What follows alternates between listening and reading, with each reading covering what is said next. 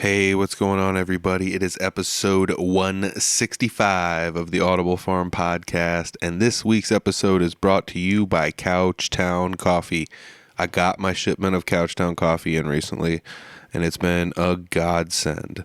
If you've listened to the recent podcasts and the intros, you've noticed that I have been struggling away with the store-bought brands of coffee, and nothing beats Couchtown. It's my favorite coffee. Ever since I first tried it, it was my favorite. If you want to give it a try, go to couchtowncoffee.com, find a coffee you like. You can let them know how you want it roasted, too. You can want it roasted darker or lighter or medium or somewhere in there. I kind of just give them free reign. I said, just send me whatever you end up with. And it's fun because I get to try different kinds roasted different ways, depending on the week. And so it's just really fun. I love getting coffee from them. It's my favorite coffee. So go to couchtowncoffee.com, find a coffee you like, make an order. And when you do, you can save 20% by letting them know Audible Farm sent you. That's right, 20% off. So find a coffee you like, make an order, and save 20%. Thanks, Couchtown. This week, I'm sitting down with Jeff Fosbender.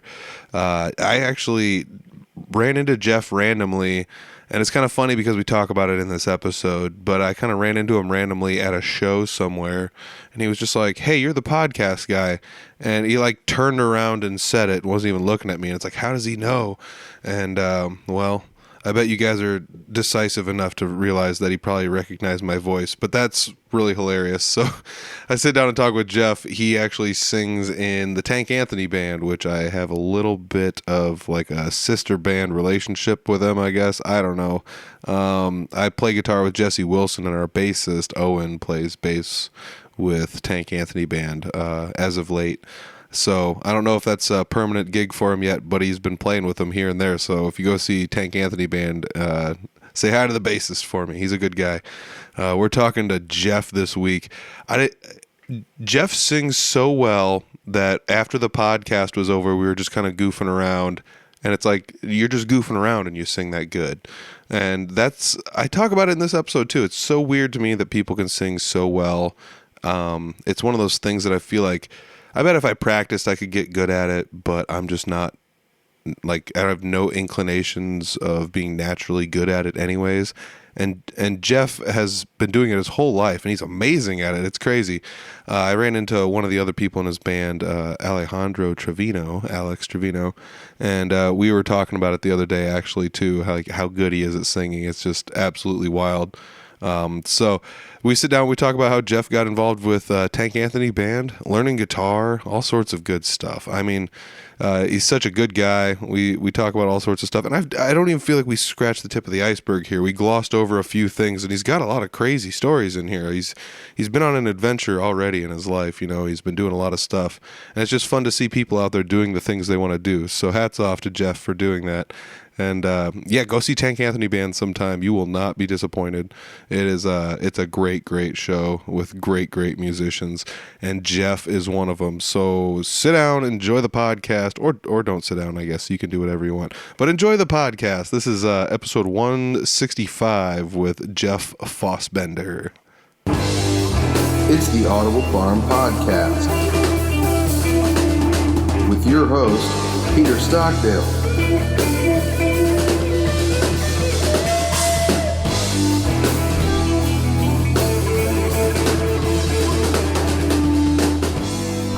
All right, today I'm sitting down with Jeff Fosbender, or Jefferson, or Jeffrey, or don't call him late for lunch. Yeah, whatever you like. And a lot of times I am late for lunch too. So. What? I always think that's funny. Musicians whose hobbies are 100% based on timing are a lot of times late places.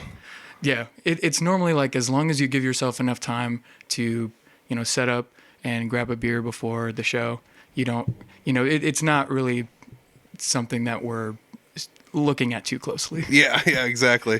I mean, I think a lot of it just comes from a lot of musicians being pretty easygoing people, I've run into a lot of that in the music scene. A lot of people just kind of, oh, this happened. Yeah, all right. Well, it's cool. It's like nothing's really gets too many of us too worked up about anything.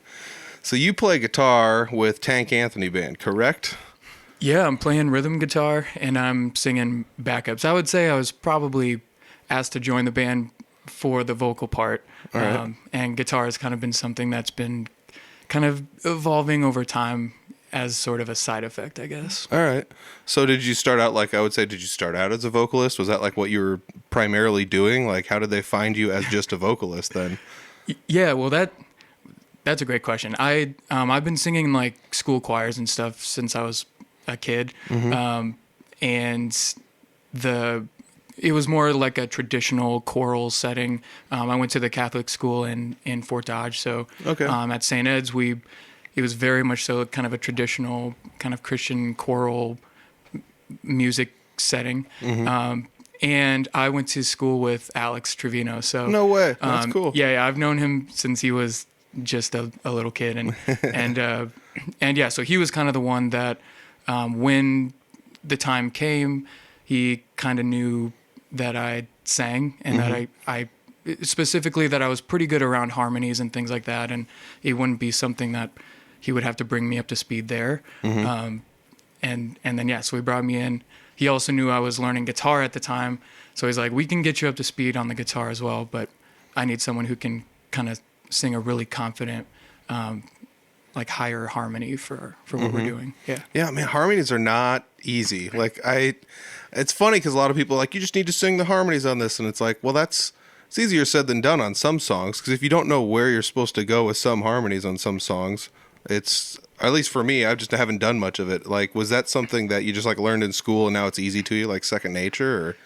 Yeah, so that's and that's where I feel like mentioning my very, very first introduction into music really makes sense, because when you're in that traditional choral rehearsal, and you're there with the whole choir, you'll have the director might go to the sopranos and say, okay, everyone kind of be quiet, I'm working with sopranos, then the altos, then tenors, then basses. And so you're sitting there and you're hearing every part like on a certain line, and then after everyone's kind of been able to work out the kinks of their line, then everyone sings together. And so I just spent years and years sitting in a room where I was kind of toying around with like oh, I can hear that part during this section of the song, or I would toy around and like try to sing with another voice part like while they're doing their own thing. And so I think by like high school I just really had an ear for it, and yeah, I didn't really notice that it was just something that was like unique. I just kind of I was just around it so much that it became very natural, and yeah. I could see that for sure. Like just having constant exposure to it kind of just makes it second nature. I mean, you could probably almost just be like eating a sandwich, doing homework while they're working on other stuff, and you probably would have gotten good at it, just because it's in the background just going on.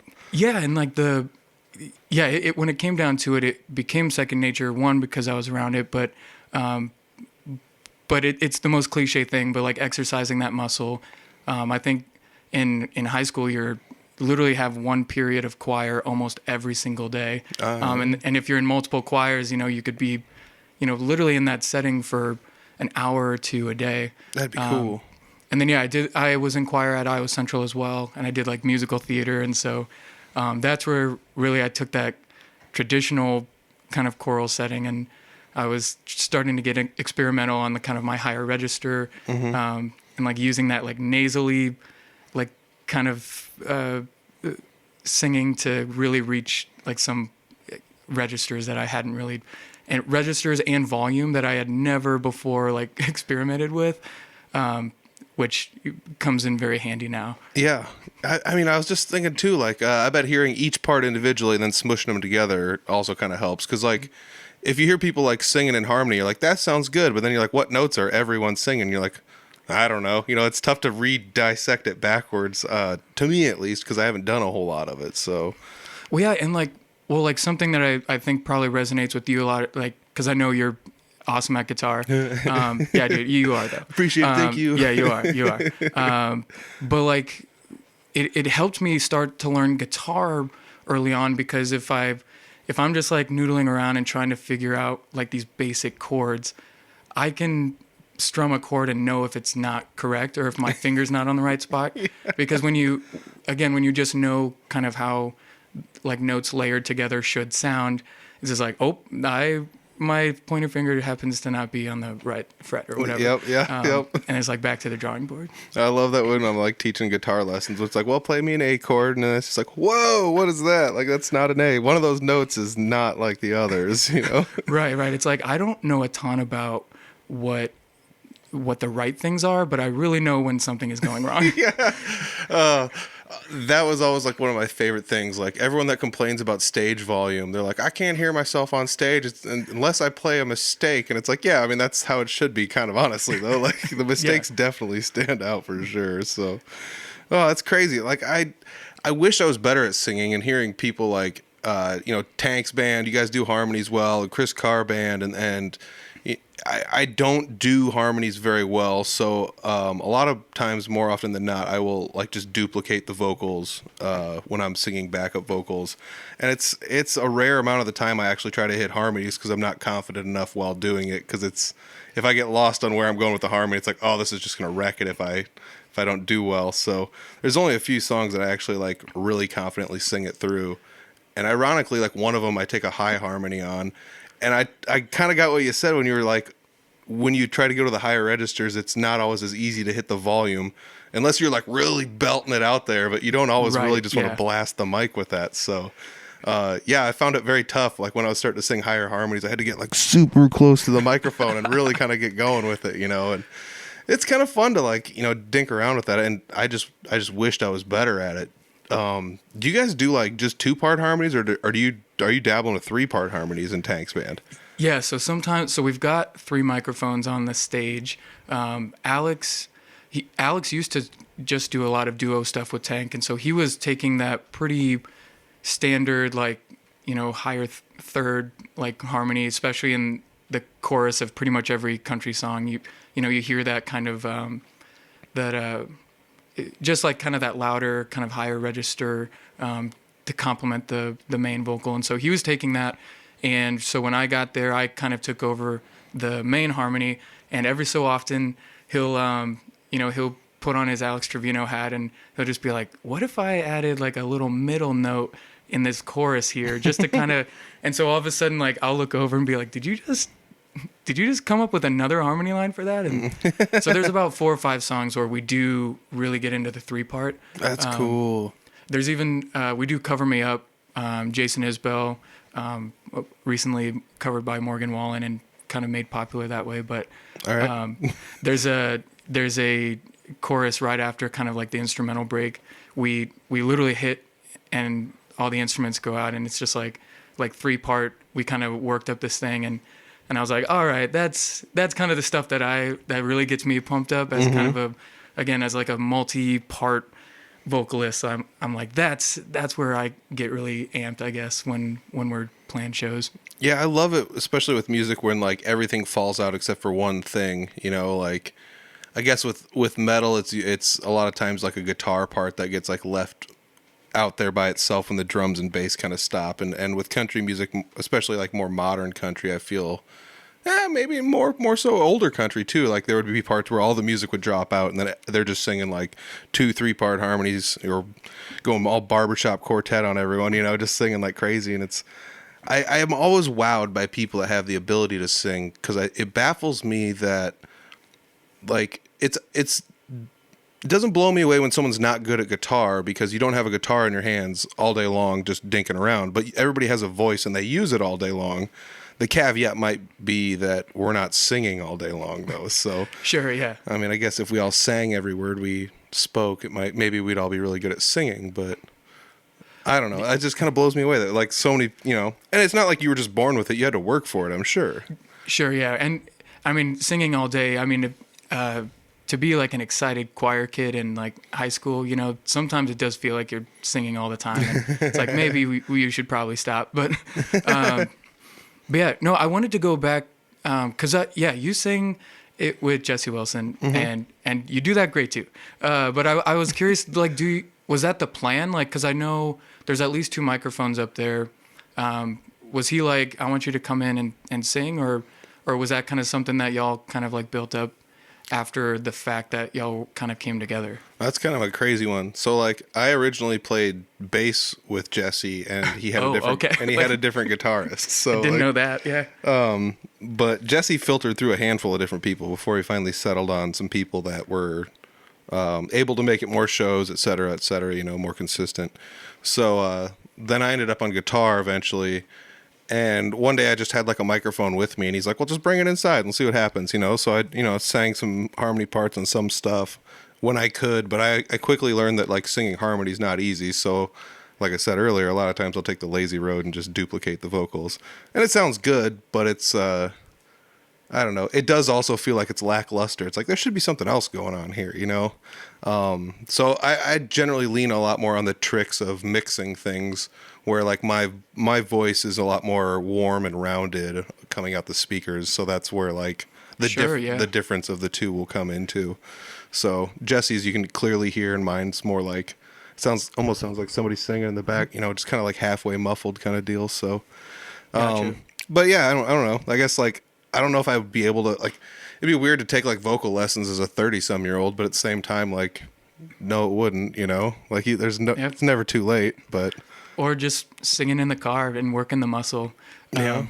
That could be the best studio that you've got. Just the time you spend from here to Fort Dodge, on the weekly, just kind of, because that's where you can just rip it and just kind of see what happens and what sticks. Yeah, I love that. It's like it could be the best studio you have is your car. That's actually pretty you spend awesome. a lot of time, or I mean, I imagine if you're traveling for gigs. Yeah, I mean, there was a point in time where I was traveling a lot to everything, but you're 100% right. I mean, the guest I had on, it would have been last week. Don't tell anyone we're pre-recording these. What? No. But yeah, you'll hear the episode. But he was talking about that when he's like, I can't listen to music in the car anymore if I go to shows, because he's like, I'll like blow my voice out if I'm driving like 3 hours away, and you can't sing for like 7 hours straight. 4 is a little bit of a stretch. But if you're singing for 3 hours there, by the time you're done singing the 4 hours at the show, you're just like, I can't sing anymore, like so. Yeah. Well, that's how I learned the set list, basically, was because like I said, I was kind of brought in for vocals first and guitar sort of later, and so for a lot of the starting shows, like I knew that I had to know them well enough to sing, because I was like, that's kind of why I'm here. Mm-hmm. And then I just got our, like, I think we're now up to like 40 or 50 songs on our set list, and that's crazy. So you just like create a little Spotify playlist, you turn it on shuffle, and you just get the words down, get those harmonies. Maybe we can throw in a harmony here on this second verse or whatever, and I literally just drilled them in my car, like from place to place. And that's cool. Yeah, it's also really cool that, like, I mean, hats off to Tank and Alex and whoever else was in on the deciding factor of this to like, it's not common that you pull in somebody and you're just like, this person plays guitar and sings. They're a novice at guitar, but don't worry, they sing like a badass, or something. So it's like you got pulled in literally because you sing so well, and you're in a band singing that well that doesn't bear your namesake. So you pretty much were like brought in as like a ringer backup singer. It's like the coolest thing ever to me, like. Yeah, I appreciate it. I just wish I could sing as good as you. I mean, I'm still just like, it still just blows me away that people can sing as well as they can. Like I said, put in the car hours. I'm telling you, those hours on the road. But no, the story behind that, it was like I think it was like December 27th of 2020. So like a few days before New Year's Eve. And I had gone over to Alex's because I was always trying to catch up with him during the holidays. And at the time I lived in Chicago. And so I was in town. I knew he was hanging out. And I knew Tank was either about to show up or he was already there. And we were all just kind of going to hang out. I had never met Tank before in person. So so we went over there, and they were just kind of at that point in the night where they're passing the guitar around. They're singing some songs.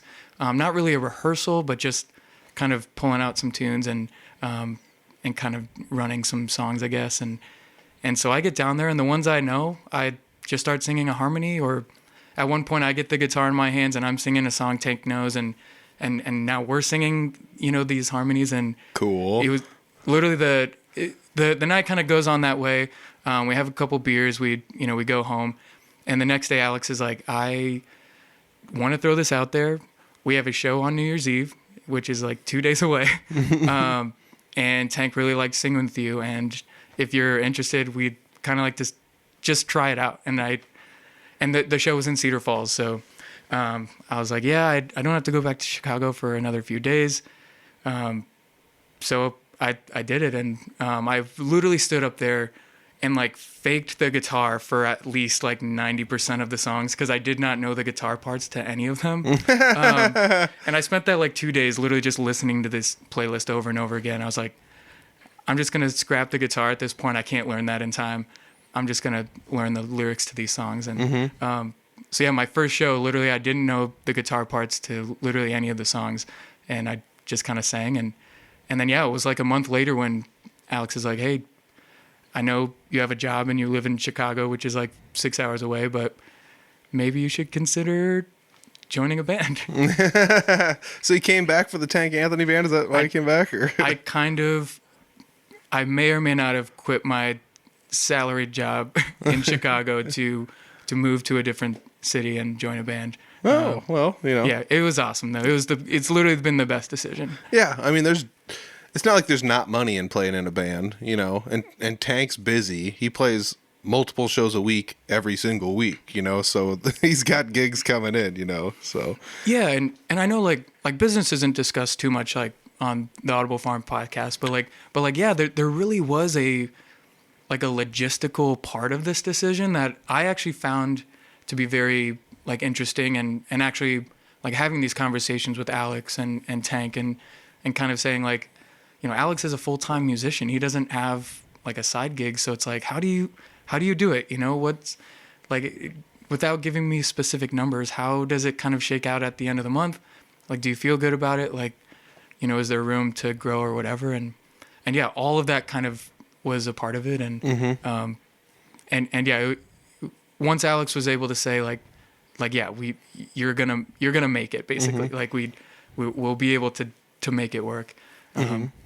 I was like, now it's a no-brainer. Like I'm gonna get out from behind a desk and go pursue something that up until this point it has just seemed so wild to me, I guess. Yeah, you know, it's crazy because your story's not terribly different than mine. So like the first time I played with Jesse was Halloween in 2020, and I played bass with him, and that was literally just because I had a bass and an amp in my car.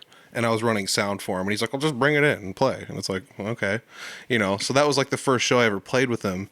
And I did that, I think, 3 times. And then he was just like, come play a show on guitar with me. And that was New Year's of 2020. So that was like him and I consider that the first show we played together.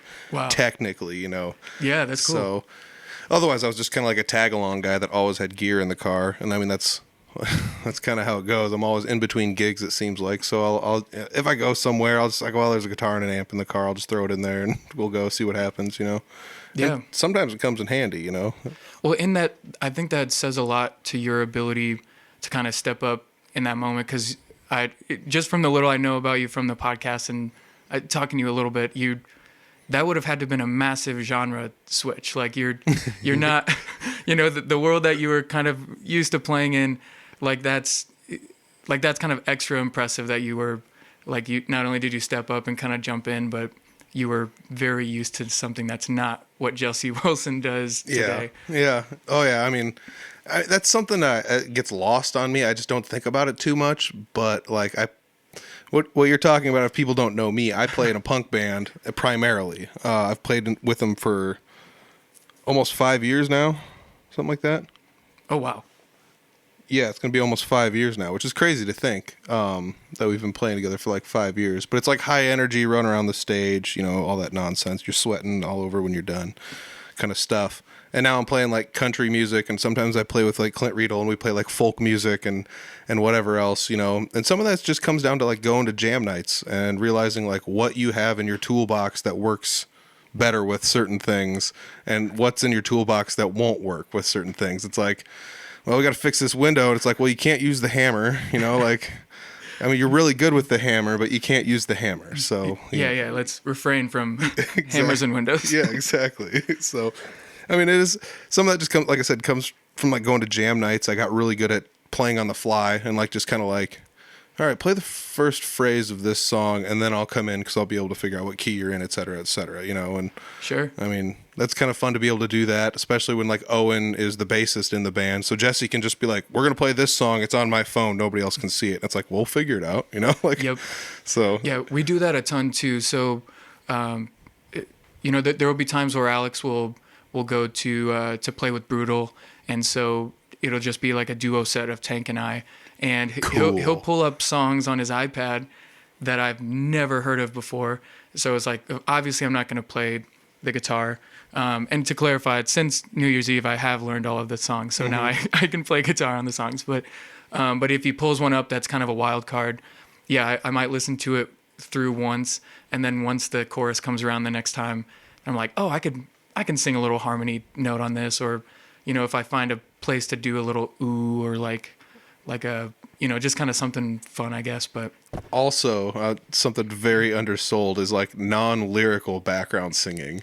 So like you said, if you're just doing like oohs or ahs or sha-na-nas or whatever the heck it happens to be in the background, totally underappreciated. It's like, you know, it's something a lot of people forget about. Especially the sha-na-nas. They're the least appreciated of all of them. No, but you're exactly right. Like, and I do have to say, like, I kind of fall victim to, I'm someone who sticks pretty closely to the recorded or the studio version of songs when it comes to harmonies. There are a few songs where I kind of try to take liberties or do something fun that maybe isn't in the original, but yeah. So as I was drilling those songs, if I heard those little parts in the background, I was like, man, I can just kind of feather this in and yeah, hopefully it's something that kind of comes across in a kind of a smaller acoustic setting, I guess.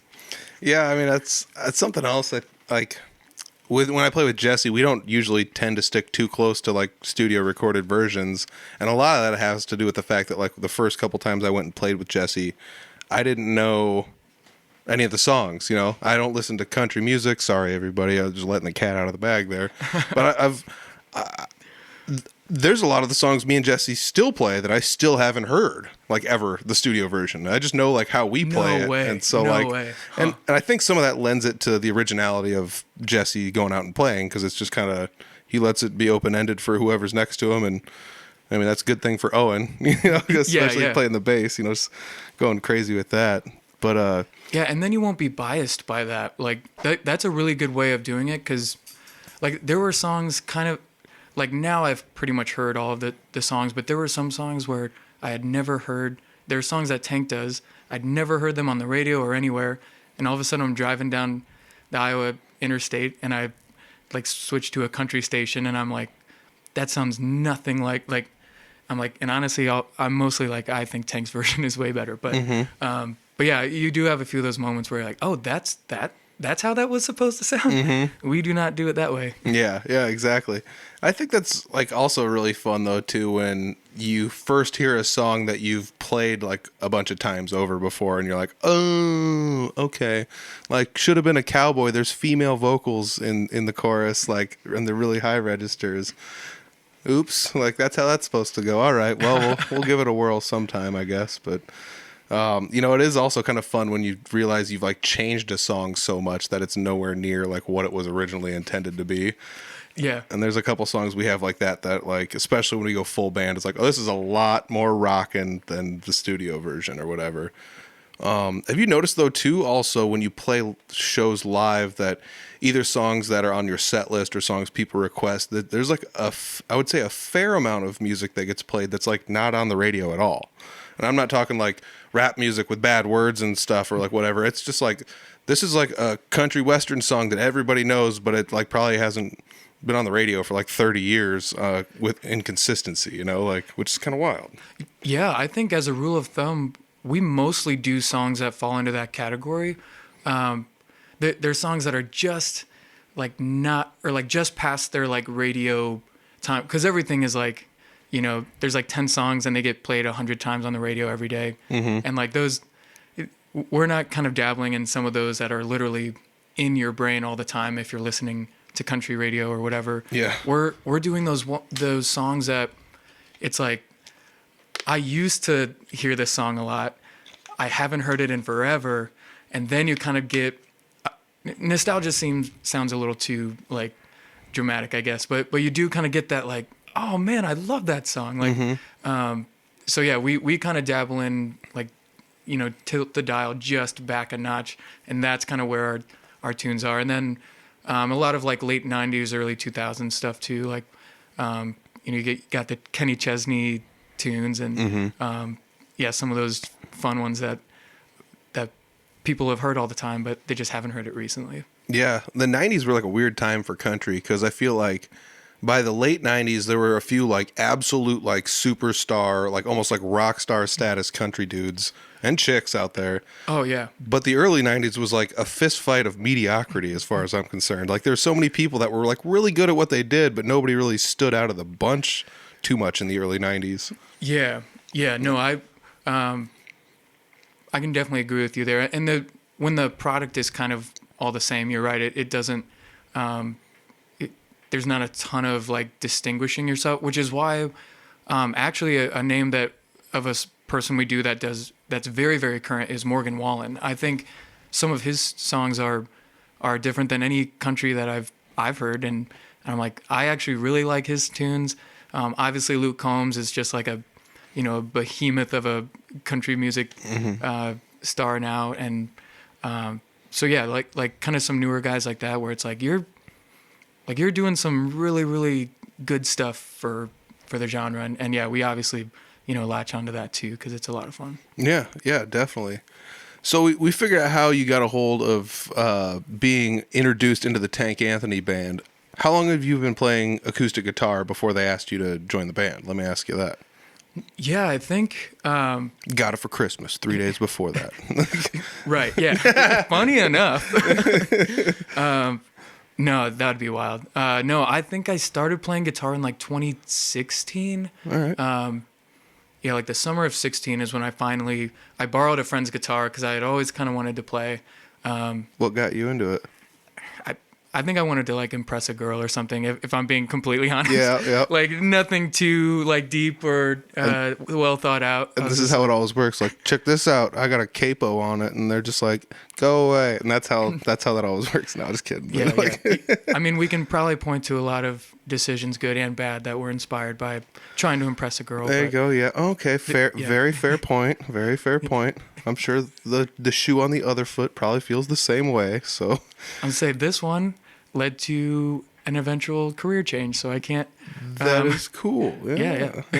But no. So I was literally the type of person who I physically had a guitar, and it kind of sat in my living room-ish area, and every 2 or 3 weeks I'd walk by it and be like, I should play that because I own it, and and then I'd set it back down, and another 2 or 3 weeks would go by, and I'm just like, I wonder if I remember that 4-chord song that I taught myself the other day, and then yeah, slowly but surely it got to the point where if I heard a song I thought was really cool, I would challenge myself to say like, oh, this one has a chord in it that I've actually never played before, like, and then use that to practice that chord shape, and then to where yeah, by the time that I actually joined the Tank Anthony band, I was pretty comfortable with the guitar. I just didn't know the songs, and I don't have the ear instrumentally to be able to literally get on stage and be like, oh, that's what this chord is. Like that's where like it blows my mind when Alex can just be sitting in a room and he hears a song like we went guitar shopping yesterday, Alex and I, and this song by Kansas, or no, it was a Tom Petty song, came on the overhead speakers, and he was trying out a guitar at the time. He literally like looks up kind of into space, looks back down, and literally just starts playing the song like note for note.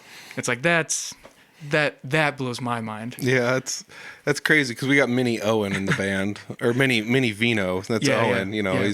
He's pretty much the same deal, and that's actually kind of crazy because I don't have the best ear either. Like it takes me longer than it should to figure out what key I'm supposed to be in. But like the thing my brain sees is like I visually see patterns really easily. So if you just give me a couple chords, I'm just like I know where you're at. So if anybody ever watches the full band setting, like I'm always on Jesse's right so I can see his fretboard if I need to. That's like I'm giving away all the secrets in this episode. And Owen, it doesn't matter. He's like Vino. You could blindfold him and put him in the closet and he'll play perfectly along to it. So yeah, give him some headphones, put him outside, and he'll still be on. Like yeah, no kidding. He's like looking through the window at you. But yeah, no, you're exactly right. I that resonates with me 100%. I'm very much so a patterns person and like chord shapes on the guitar. And so I'm always watching Tank. And the really ridiculous thing, and this is where like sometimes I look at Alex and I'm like, for as goofy and as like a dork as you are, like just what's happening behind, like in his brain is ridiculous, because we'll have, out of the 3 guitars that are on stage, not including the bass, so just the 2 rhythms and the lead, one of them is tuned down a half step, and the other 2 are standard. But the one tuned down a half step is like capo 3, and then I might be like open or whatever, and he has to be like, well, Tank's playing it in G, capo 3, you're playing it in A, and then like if Alex is doing like drop D or like whatever he wants to do, Yeah, pretty much. And so there will be times where he's literally like, he's like directing traffic on stage. You can watch him just kind of like making sure everyone's on the same page, and he's literally playing while he's doing this. Like he's playing his instrument while he knows what notes everyone should be playing. Yeah. And that's when my brain just melts. Yeah. So like doing a lot of the stuff he's doing individually, not difficult. Doing like those, he's basically doing like 3 things. He's playing music. He's thinking about the theory that's supposed to be going on, and then he's communicating with his mouth at the same time, which is like, that just blows me away when people can talk while they play and it doesn't even slow down or change at all. Like, right. I can't believe that. But it's kind of crazy. Like when I play with Jesse, it's the same concept. Like if he busts a capo out, it's just like, I'm just gonna play open chords to this, or we'll change it some other way. Or if he's just playing open chords, then I'm all the way up on the neck playing bar chords. So it's like, well, we're gonna play the same stuff, but in different areas of the guitar, so different overtones will come out, etc. Blah blah blah. So it is kind of crazy that I feel like there's a lot of parallels between like what Tank's doing and what we're doing. Minus the fact that I can't sing backup as good as you guys. So like, no, you're exactly right. Like, and the cool thing that we started noticing, so when Tank and I do duo sets where Alex isn't there, because obviously his lead is really coloring it from an instrumental standpoint. Mm-hmm. And so when it's just the 2 of us, and we're pretty much, for the most part, both playing a rhythm guitar in essence, but when he's playing on capo, it would be 3, because he's down a half step, 3 in G, and I'm standard at A. It weirdly sounds like we're playing in harmony, even though we're playing the same chords in a way. Yep. So we're just trying to do those little things to level up our sound and kind of make it seem more full and not just like a one dynamic type of situation. Yeah. I mean, it's funny because even Jesse, and I'm not trying to say like even Jesse, but like Jesse will even notice that like if I'm just duplicating what he's doing, if it's just like open G, open, C, open D or whatever, and if I'm doing that, he'll just like lean over and be like, that's what I'm playing, and that's what he'll tell me. So it's like, all right, I gotta bust out some bar chords here and change this up a little bit, I'm gonna dock your pay if you don't start getting creative over there. True though, like so that's kind of what I'm hired for, honestly, is to do that. So I probably should, but that's hilarious though. Like I feel like you might be my doppelganger, but like with a fuller head of hair and better pipes on you, Yeah, I mean, I would say that about you, except like the other night we were at Sneakers, and you were about to hand me your electric guitar. I like you and how just like smooth you play that instrument, and I'm like, I've never even touched an electric guitar in my life. So really, I can say the same thing about you. Like I'm like everything except the fact that I do not know how to play that instrument. Okay, all right. So, but like obviously not know how, but yeah, I've literally like strummed on an electric guitar maybe like 2 or 3 times in my life. Yeah, that's actually kind of mind blowing. So like, what made you? I guess like the easy like campfire. I can play this by myself. It sounds good. You don't need to drag an amp around. I guess exactly makes sense. Yeah, because you can't. I mean, yeah, if you have to plug it in, or else there's not much. I was just thinking, like, you're not gonna learn electric guitar for a woman and then just like crank up the distortion on some like junky practice amp. Yeah. Like, Well, yeah, I come out and I start serenading her like on a bench, but you can't hear it because it's an electric guitar and it's not amplified. you got like a really long extension cord going to like a light pole somewhere. I don't know. It's like, sorry, I've got to tune first, actually. Tuning full volume with distortion on. Oh my gosh, that'd be hilarious. That sounds like a Saturday Night Live skit that needs to get made. So Yeah. maybe we should make the Audible Farm Saturday Night Live. No, I don't know. I don't have time for that. I'm in. Actually, when I was in Chicago, I didn't do any music for like 2 or 3 years, and I was literally just in the comedy scene. So yeah, if you want to do sketch, let's go for it. No way. You were doing comedy over there? I was doing improv, so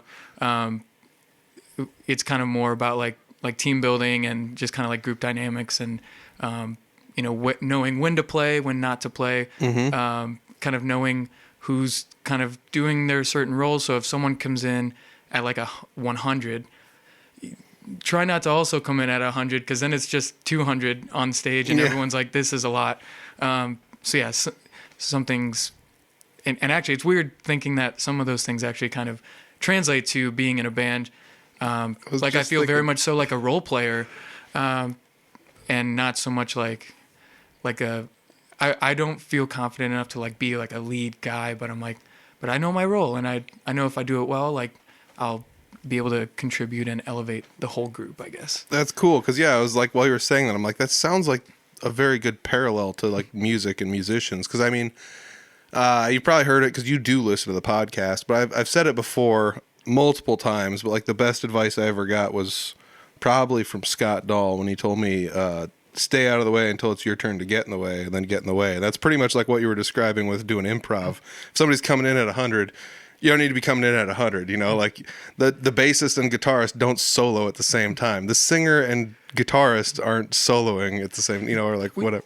Yeah, and it's because it's all about like heightening. So if everyone comes in and they're already maxing out, like you can't get higher, like you can't heighten the group. Whereas like if like we do the band, because I know you guys do this song too, the Band of Heathens song Hurricane. Yep.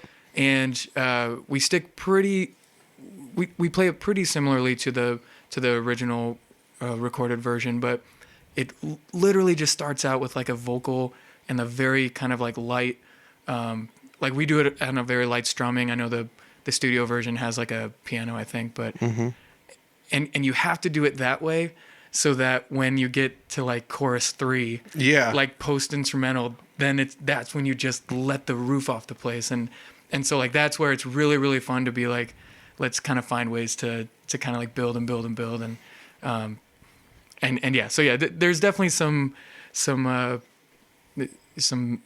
parallels to both of those worlds for sure. Yeah, definitely. So how did you mentioned before the podcast that you were in another band at another point in time. So roughly 5-ish years ago, you pick up a guitar. And then you were in this other band. What was this other band, and like, what did they sound like? Yeah. So the band was called Oakland. 2 of the guys in the band grew up together, like literally since they were like, little kids on a street called Oakland Street in Council Bluffs. And so they called the project Oakland. And actually, similar to how I got into Tank's band, and similar to how you got connected with Jesse, this was back in college. I knew that these guys, there's like this big brick house on the corner of 18th and College, if you know your way around Cedar Falls. Not well. Yeah. But there's this big brick house there, and they were throwing a party one night, and I knew a couple guys that were kind of part of it. I did not know they were in a band though. So we go to this house, and slowly but surely, people kind of start realizing that there's instruments in one of the rooms in this house. And so they were in a cover band at the time, and so everyone kind of moves into this room. They're like, okay, we'll play some songs, but their drummer wasn't there. And I actually started out as like the first instrument I actually learned was the drums. And so did you play through school? I didn't play in school. I I was in a couple little like goofy projects with Alex and like some of our friends in like middle school and high school. All right. I never played like in front of people. All right.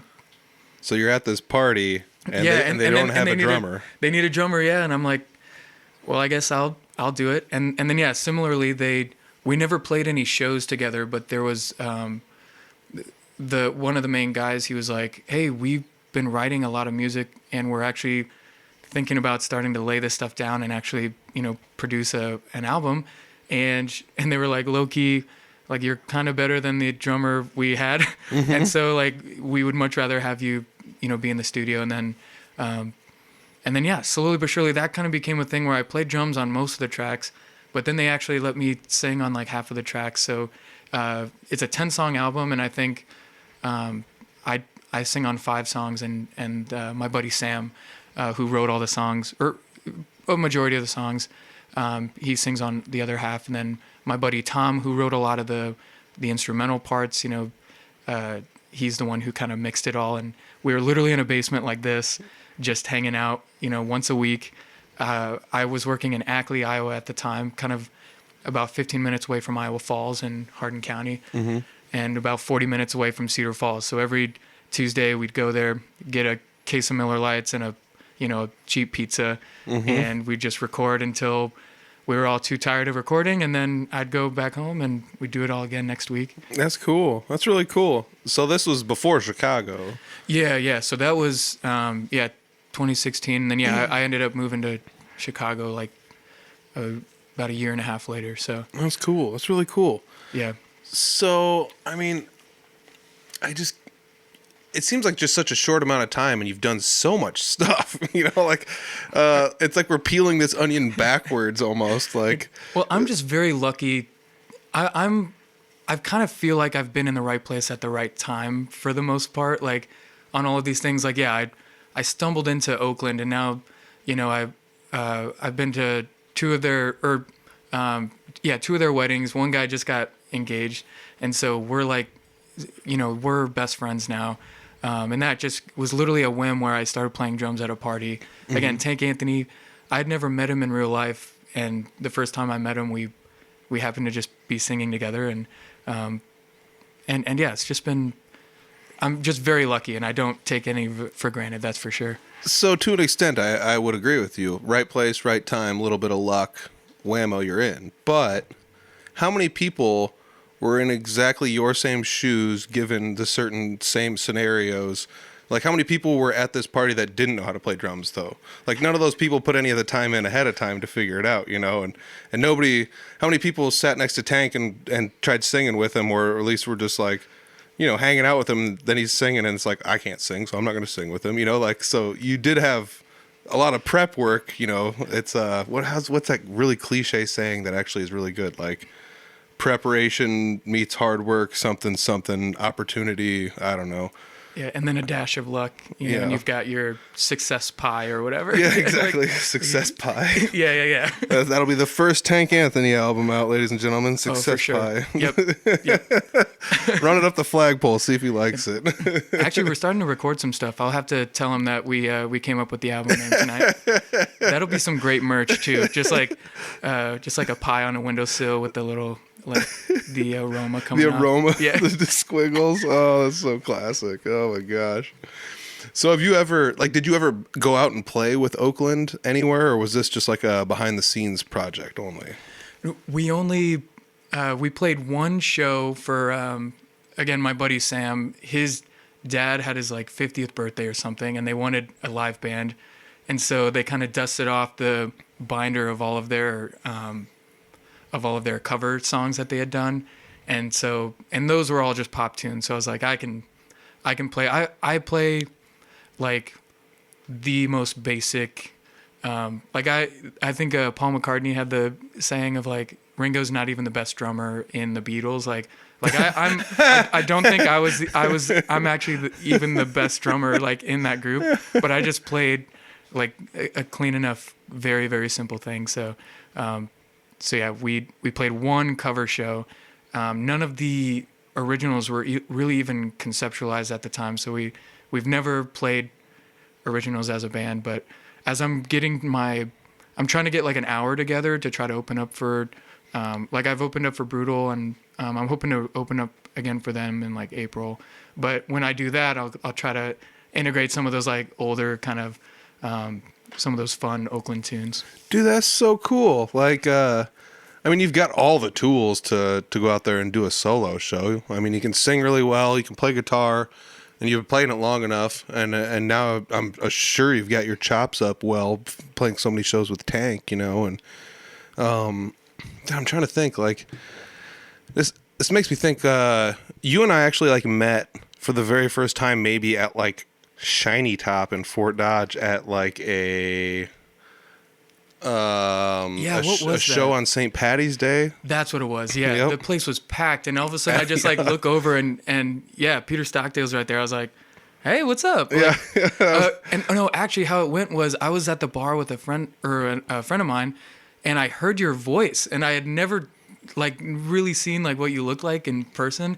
But I was like, that's the Audible Farm guy. Like no joke. It was the weirdest, the thing where like you've never actually met someone, but you've heard their voice in your headphones. That is and I was nuts. like, yeah, I was literally like, that's Peter Stockdale. And like I turned around and like I was like, hey, what's up?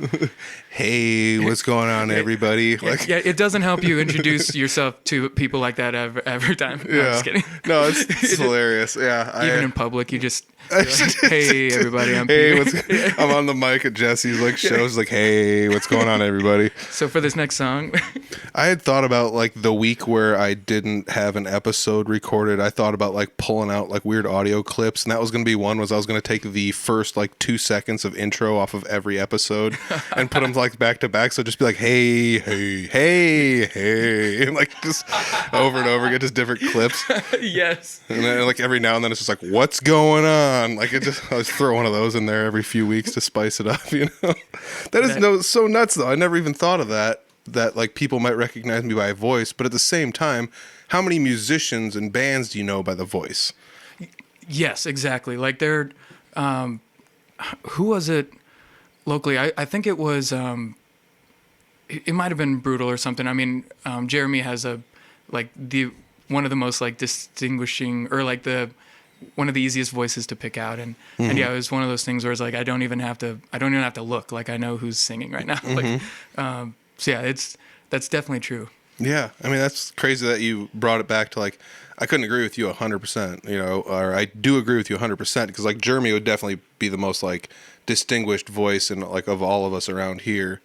It would be very easy to tell that it's him. On guitar, it's not as easy, especially like at jam nights. If everyone's using one guitar and one amp and nobody's touching the dials, it's kind of like you're kind of like left up to just phrasing, kind of, you know. Yeah.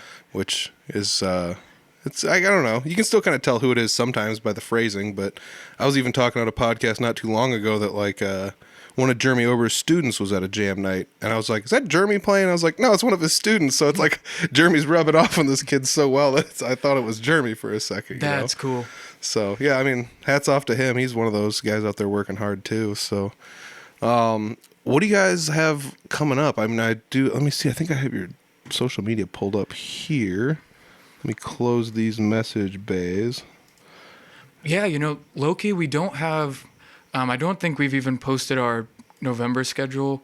The fall has kind of slowed down a little bit, which has given us an opportunity to actually work on like the recordings of our original stuff. You know, it's not like, I know you've talked about before, it's not like we're in like June, July, August where, you know, we're at a new place every other day basically. Mm-hmm. We actually have kind of gotten down to, you know, like 1 or 2 shows a week as opposed to like 3 or 4. So I don't know if the schedule's posted or not, but we'll be playing the Fireman's Ball in Fort Dodge on November 13th. Yep, I know you never, you don't pre-record anything, but that's one. What you meant to say was the show on November 13th was awesome. Was amazing. So yeah. You should have been there, everybody. Thank you all for coming. Yes. Yeah. But then the week after, I think like that Thursday will be, the week after we'll be doing a few things in Des Moines. Around the Thanksgiving time, we'll be actually local. We'll be playing community on Black Friday. Cool. So yeah, that'll be a blast. Yep. I think we'll be at Timbuk Brew, Iowa Falls, I believe, the day before Thanksgiving. That's one of the best days to play a show. Yeah. Yep.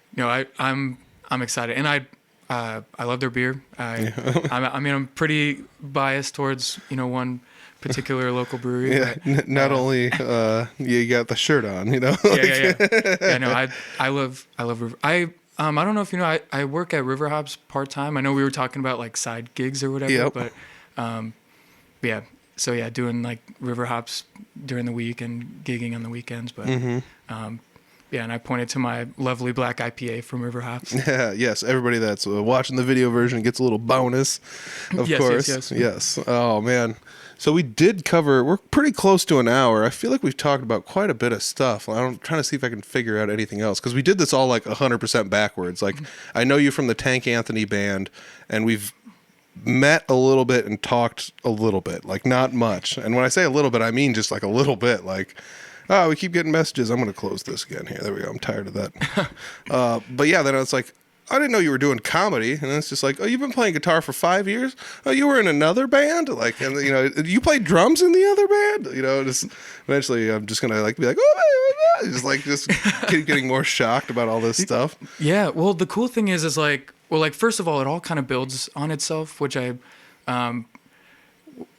basically our conversation now, I really haven't vocalized this whole, if you want to call it a journey, I guess. I really haven't like said all of these things in a row before. So I'm like, yeah, I am kind of sitting back and being like, yeah, I've kind of gotten after it, just trying to pursue the things that I actually really enjoy pursuing. And I mean, yeah, kind of going back to something earlier in the episode, like that's kind of literally why I'm here, is like, there was this thing that I think is worth doing, something I really enjoy doing. I'm going to take a shot at it. So that's kind of always been sort of, I guess, what I'm trying to do. And it all just kind of builds up on itself.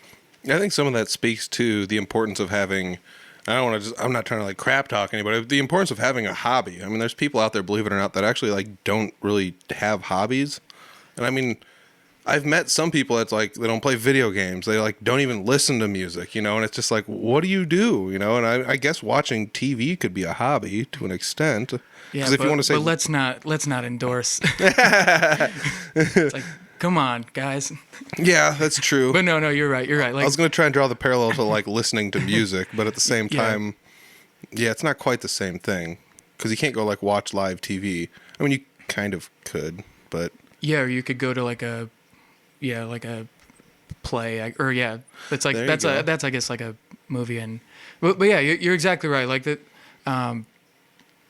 Yeah, not all hobbies have to be like active where you're getting out. Yeah, you don't have to be like going out making money off of it. Yeah, it can't just be like a guilty pleasure. Yeah, you never. I mean, there's so many years I played guitar by myself and didn't play with anyone, and then there were a lot of years where I just didn't play the guitar. Like, I didn't play the guitar for the majority of my 20s, so, and a lot of that was just I didn't have anyone to play with, didn't know where to go, didn't know who to jam with. It's that thing, I'm sure everyone's gone through it, but like, I play this instrument, I'm not good enough at it to play in a band or with anyone, so then you're kind of stuck in this limbo place of like, do I keep playing this or not, Yeah, well, and I think actually a question I'd have for you as far as advice would be like right now I feel like I'm getting really, really familiar with like chord shapes and being able to find those chord progression, those patterns, I guess. But I feel like as a guitarist, I'm like, I want to get into kind of experimenting with like leads, or at least trying to like get chops in that area. But I'm like, I literally don't even know how to start. Like I learned by just like looking at chord shapes online and just being like, all right, I hope like here we go. Here goes nothing. This is what it's telling me to do, so I'm going to do it. I literally just like looked up scales and then would pull up YouTube and just listen to hours of backing tracks and just like run through the scales in different fashions to try to figure out like what sounded good. And then I was like, what if I play the notes like this, or what if I play them like that, And then after I kind of figured out like what sort of sounded good, granted I was just playing a lot of like quarter notes and goofy stuff like that because I just wasn't good at flowing through it. I found a buddy that was like at the same spot I was. And so we like every time one of us would learn something, we'd get back together the next day and like teach it to the other person.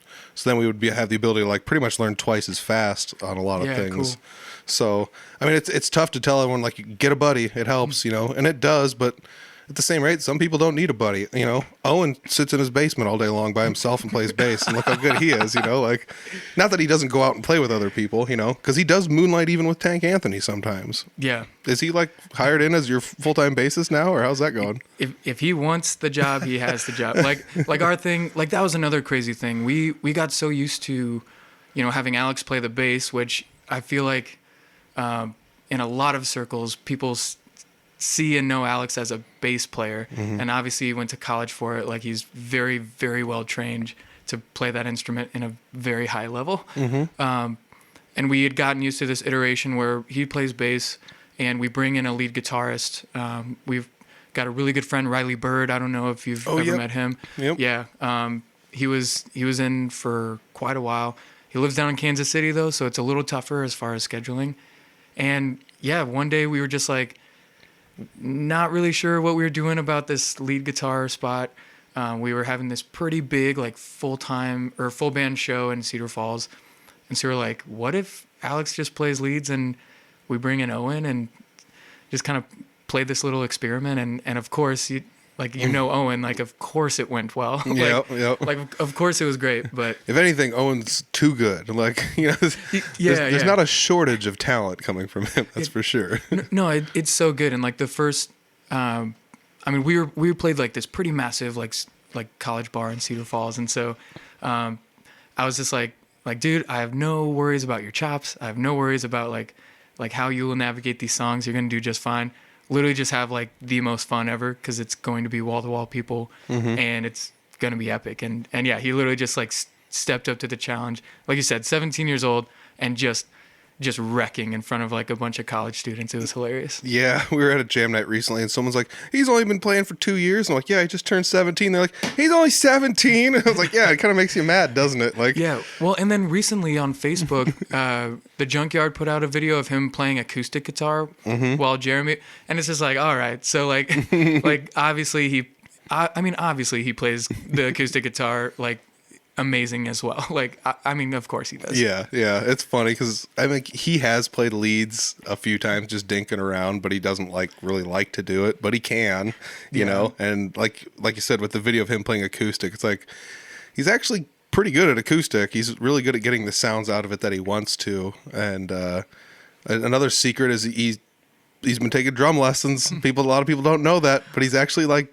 kind of good at the drums too. Yeah. Like, so it's like, God dang, kids, like, slow it down. Like, last night at Jam Night was definitely one of those nights though, where like not a lot of musicians showed up. So the ones that were there were kind of up there just goofing around, doing crazy stuff. Like there was a point in the night where I got on the drum set while playing the electric guitar, and I was like playing leads while drumming at the same time. Oh my gosh. It was one of those things. I got like halfway into the leads and I'm like, I need to simplify this because I can't, like, my brain is like melting because I'm trying to like keep two things going at the same time. And it wasn't like the greatest thing ever, but it was still like, it's fun because it's one of those things you just never know what's going to happen. So yeah, one of these days we're going to see this like iteration of the Jesse Wilson like group that's just like, you're sitting down on the drums playing the electric guitar, your drummer is like playing the bass, Owen's singing leads, and like we're just gonna see all these people just doing this like every possible configuration that you can. Everyone in our band is sitting behind a drum set with an instrument, and we're all doing everything. Like, yeah, or like one part of the band, so someone's got the bass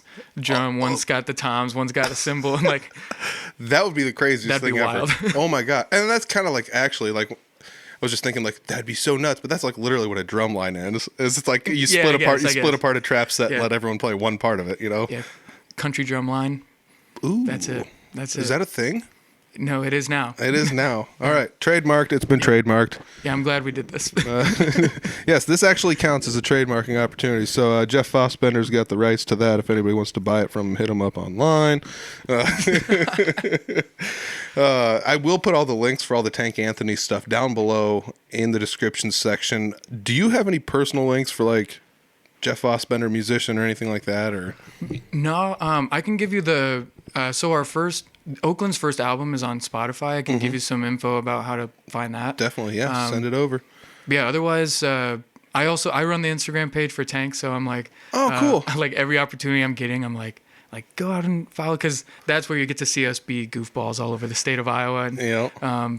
And we always try to get some like clips of us playing too, in case you can't make it to the shows. You get to kind of see what we're up to. So, do you have your Instagram page attached to the Facebook page too? So if you post something, that you also have the opportunity to like push it over to Facebook. Yeah. I would say the interesting thing with us is that Tank actually has his biggest following on his personal Facebook page. So not a lot of stuff runs through our band Facebook page, unfortunately, just because he's like, everyone is watching my personal page. So yeah, I would say like his personal account, his personal Facebook. Yeah, that's kind of where he does most of his band updates and stuff.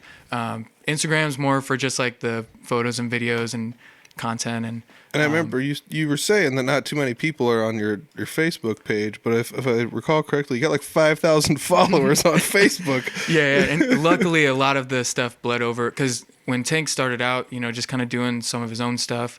And I know you had DJ on recently. Those guys linked up and were doing things for a while.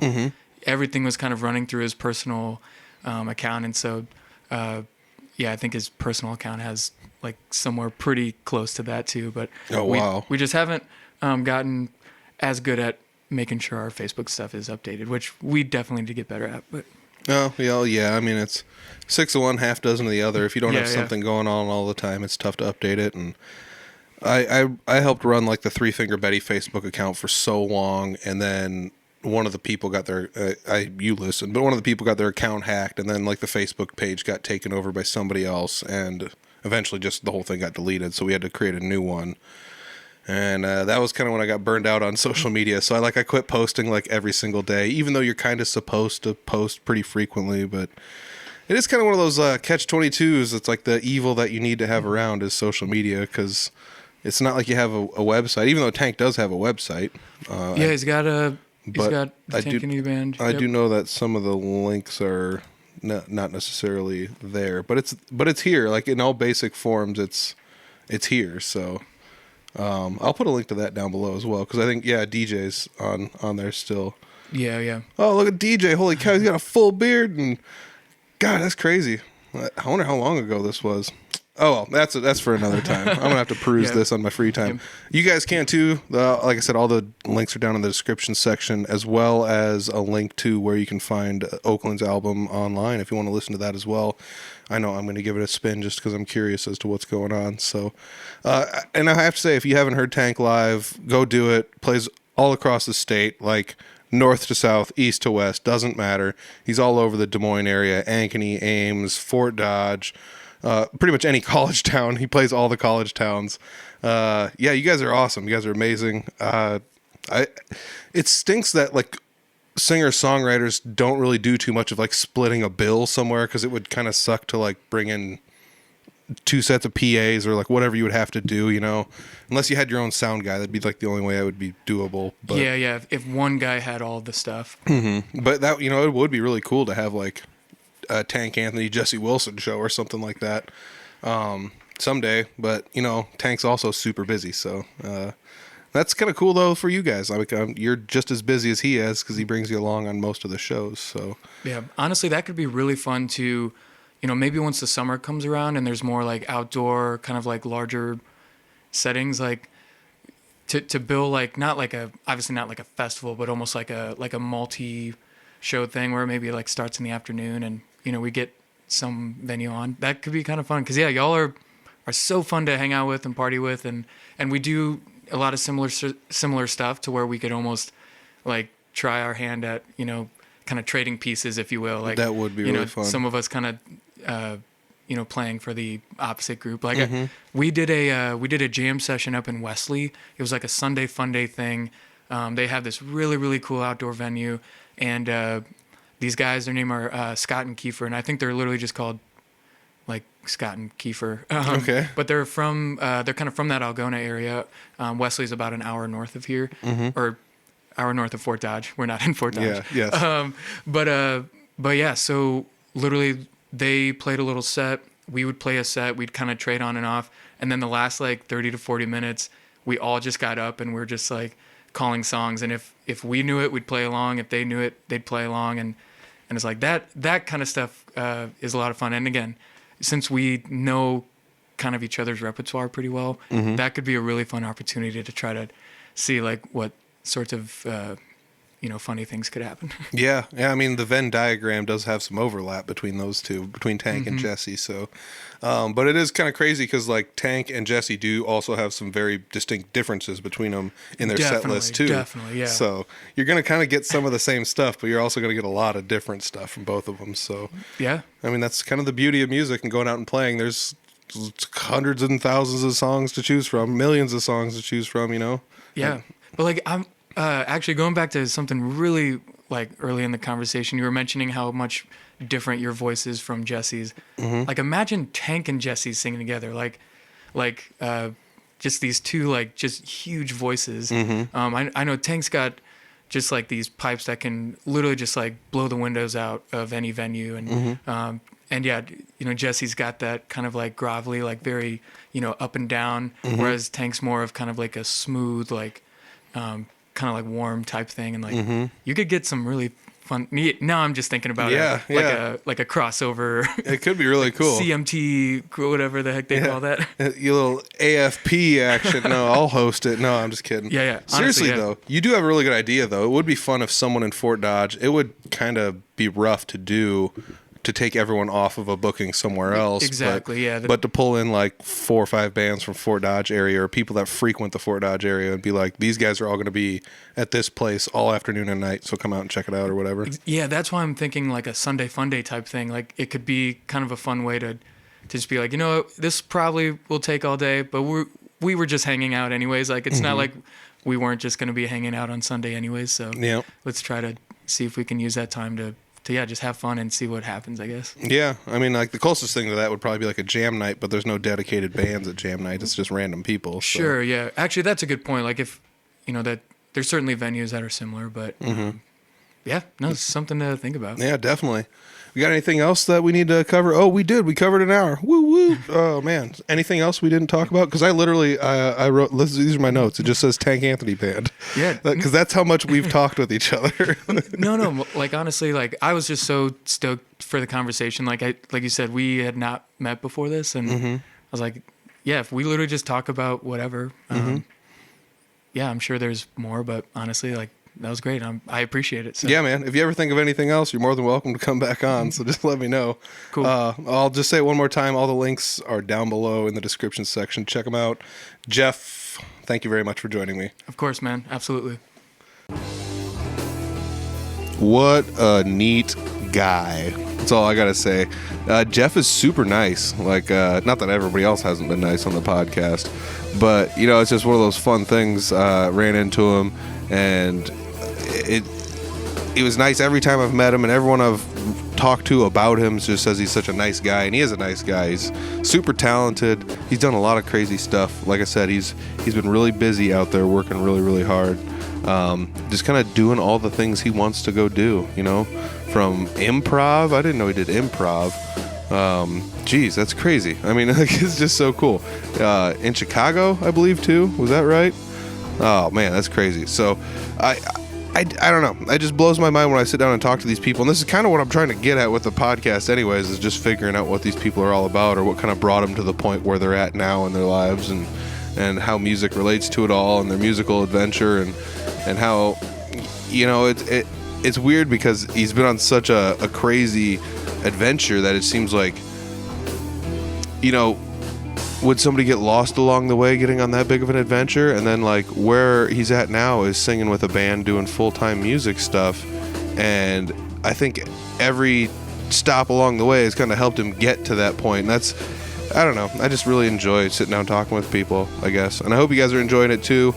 So check out all the links down below for the Tank Anthony Band. That's where you can see Jeff most of the time doing what he does, and he does it well. So check him out. Go see him live. Trust me, you will enjoy it. It's anybody that's any fans of anything country, you're gonna love it. You're absolutely gonna love it. So Tank Anthony Band, they play everywhere. I mean, they're all over the state, and 3-4 shows a week most weeks. So hard pressed to be in a town that wouldn't be nearby where they're gonna play eventually. So check them out. Links are down below. And I gotta say thanks to Jeff for driving up here and sitting down in the mini studio, air quotes studio that I have here. So thank you very much, Jeff. Appreciate it. If you guys want to support the podcast, you can do so non-monetarily by doing what you're doing right now, listening to the episodes. If you guys want to give me some fun feedback, go to wherever you're listening to this, or go to your favorite social media channel for Audible Farm and let us know what you thought of the episode. There's posts for the episodes pretty much every single week.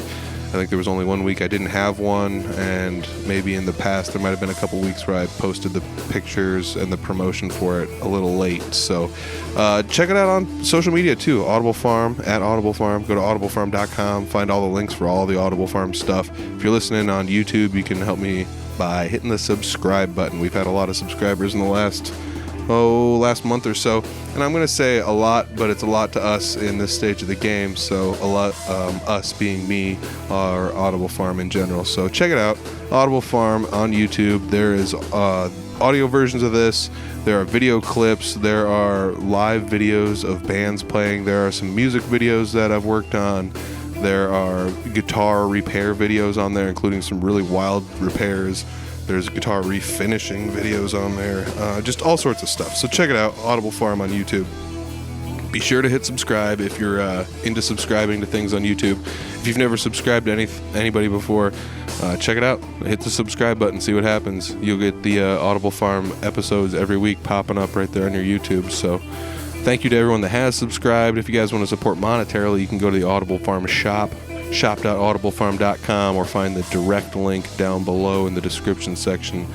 And there's t-shirts. There's not hoodies. I should get some more because it's getting cold, and I've had a few people asking about them. So yeah, there's stickers there. There's also some keychains, and the new shirts are selling well. I am out of one variety of those new style shirts. They are sold out. I am not certain I will get another batch in.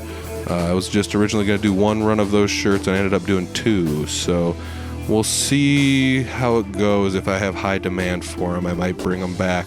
Otherwise, I do have some other color variations I may end up employing for those shirts. So keep an eye out for those. Otherwise, hoodies might be up next for the merch orders for me. So check out the shop, see what you got there, see what you like. If you find something you like, let me know. Make an order. If you live local to me, hit me up in person, or if you come out to a show, I might just give you a discount. I usually have the Audible Farm merch with me somewhere, whether or not I'm playing with Three Finger Betty or whether or not I'm playing with Jesse Wilson. I usually have it with me, so just hit me up. I'll give you a little bit of a discount for doing a face-to-face sale. So thank you guys that have bought a shirt or any merch, or have been wearing it out in public. It makes me smile so much to see people wearing Audible Farm shirts and stuff like that. So thank you. I really do appreciate it. I do have a little bit of a footnote here. If anybody's a fan of heavy metal music, I know it's kind of a hard gear shift from the country talk we've been doing, but anybody that's fans of heavy metal music, I got to open up for Raven, which is a new wave of British heavy metal bands from the early 80s, late 70s, I believe, was their first couple albums. And yeah, they came through Des Moines. This is actually my second time opening up for Raven with a second band. So I've opened up for Raven twice with two different bands, which is really, really cool. Raven never disappoints. I was just so blown away by how crazy those guys are on stage. They're so full of energy, running around, singing all sorts of stuff. Hats off to those guys for out there just still killing it. The new album's awesome, so I feel like if you're into, new music from old metal bands, that would be one worth checking out. So I recommend that one. Otherwise, yeah, I've been playing a lot of shows lately. I think I did 3 shows within 4 days, and then I went to a jam night. So within 5 days, I was playing 4 different occasions. So hats off to everybody that's been coming out to the shows. Hats off to the Three Finger Betty guys for booking the shows, and Jesse Wilson for booking shows and bringing me with. And he's got lots of shows coming up too. He's been playing some solo gigs, so hats off to Jesse for playing some of those solo gigs out there. I think it's really cool that he does that. He, keeps his chops up and everything. So he has the ability to do it all. Different bands, different people. Whether or not somebody can't make it, just swap somebody in and go with it. It works out well for him. He's doing a great job out there. So check him out. Maybe you might see me at a show too. You never know. So thanks to everybody for listening. Check out audiblefarm.com. I'll say it one more time. That's where all the Audible Farm goodies are at. You can even see the merch at audiblefarm.com. So check it out, Audible Farm. And I'll see you next week. All right, everybody. Peace.